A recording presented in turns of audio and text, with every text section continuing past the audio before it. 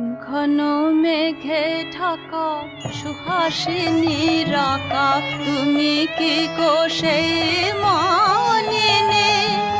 বাদল ঝরে শুধু মনে পড়ে সে দুটি কাজল ঝরিণী। ঘন মেঘে ঢাকা সুহাসিনী রাকা, তুমি কি গো সেই মা?